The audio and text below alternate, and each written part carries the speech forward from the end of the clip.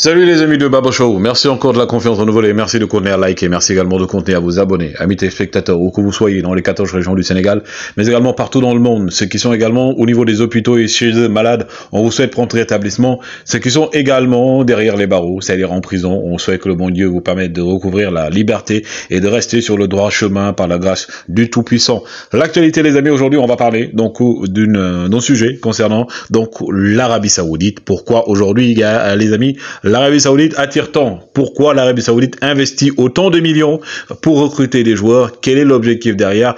Qu'est-ce qui anime donc cette volonté de vouloir un peu donner plus de visibilité au football saoudien? Les détails, on en parle tout de suite. Mais d'abord, on va commencer par les résultats du championnat du Sénégal, 23e journée plutôt. La Linguère qui bat Sonacos à l'extérieur, l'AS Douanes qui bat à domicile Dakar Sacré-Cœur, Guédiawaye FC qui se fait surprendre par Teungueth FC à domicile.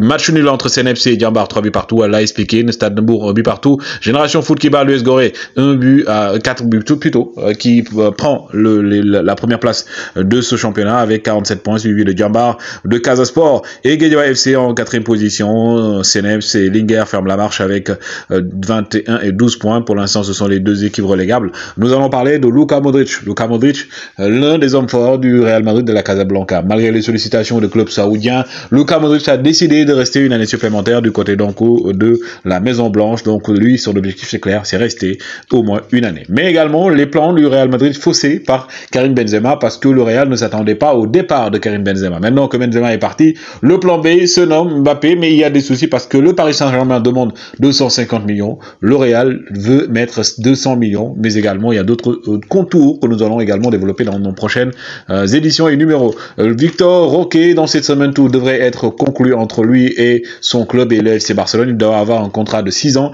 avec un salaire annuel avoisinant plus de 3 millions d'euros, mais également l'Arabie Saoudite qui est désignée pour organiser et accueillir la prochaine Coupe du Monde des clubs en 2023-2024. Maintenant, le sujet, on y est. Pourquoi l'Arabie Saoudite aujourd'hui investit autant dans le football? Comme vous le savez, aujourd'hui, beaucoup de grands noms du football mondial ont décidé de rejoindre l'Arabie Saoudite. Certains me diront que oui, c'est pour l'argent, ce qui est tout à fait vrai. D'autres me diront également parce qu'ils sont en fin de carrière, parce qu'ils ont la trentaine. Pour certains, c'est tout à fait vrai. Mais ce qui anime le plus l'Arabie Saoudite, d'abord, c'est la première signature de Cristiano Ronaldo. Pourquoi cette signature? Il se trouve que le prince héritier, c'est lui qui doit donc succéder au roi, qui est actuellement le roi de l'Arabie Saoudite. Il s'appelle le prince héritier Mohamed Ben Salman. Il a décidé aujourd'hui de mettre en place, depuis 2016, ce qu'on appelle un projet, c'est la vision 2030. Cette vision 2030 vise à mettre en lumière, donc aujourd'hui, mettre plus en visibilité, plus également au devant de la scène, l'Arabie Saoudite. Et aujourd'hui, grâce à cette vision 2030, l'Arabie Saoudite a décidé déjà d'éponger les dettes de tous les grands clubs de l'Arabie Saoudite. Ils ont déjà épongé toutes ces dettes, mais aussi ils ont mis un fonds qui s'appelle FIF. C'est un fonds d'investissement qui permet aux 4 grands clubs de l'Arabie Saoudite de pouvoir investir et d'acheter de grands noms du football. Maintenant, la situation également, il y a l'aspect géopolitique, parce qu'aujourd'hui, l'Arabie Saoudite veut également apparaître comme un pays ouvert,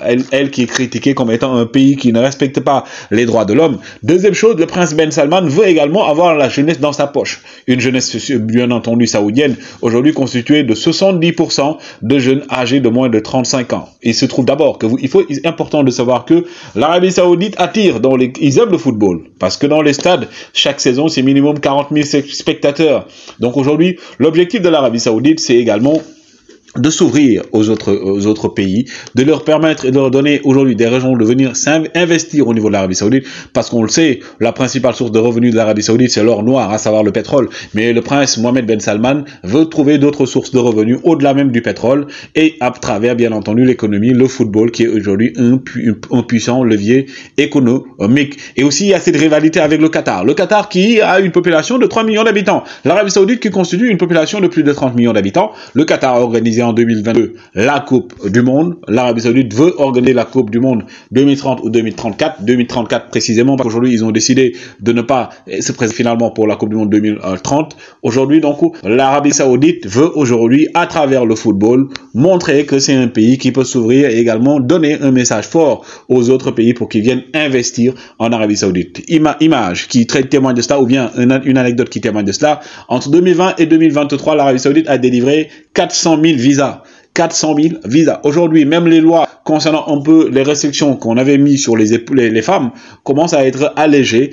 Les femmes n'avaient pas, par exemple, il y a quelque temps, la possibilité de sortir dehors toutes seules ou de conduire des voitures. Maintenant, elles peuvent plutôt acheter et conduire des voitures. C'est pourquoi, pour mes amis, entre guillemets, qui donnent des cours d'auto-école, c'est le moment d'aller à l'Arabie Saoudite parce qu'il y a des centaines et des milliers de personnes qui cherchent à avoir des cours d'auto-école, bien entendu, professionnels. Donc, aujourd'hui, comme je le dis, l'objectif de l'Arabie Saoudite, sur le plan géopolitique, c'est d'avoir également une autre vision et que les gens aient une autre vision positive, mais aussi c'est d'être beaucoup plus attractif, c'est également développer un autre moyen, bien entendu, d'avoir et de générer des fonds et surtout également avoir une mainmise sur cette jeunesse en leur donnant d'autres moyens d'attractivité, d'autres moyens de s'épanouir, d'autres moyens également de pouvoir également s'ouvrir au monde. Donc aujourd'hui, l'objectif de l'Arabie Saoudite n'est pas simplement d'acheter des joueurs, ça c'est bien entendu un objectif qui également est apparemment apparent, mais le plus important, le non-dit, c'est l'objectif, c'est la situation géopolitique, avoir une image donc à travers le monde beaucoup plus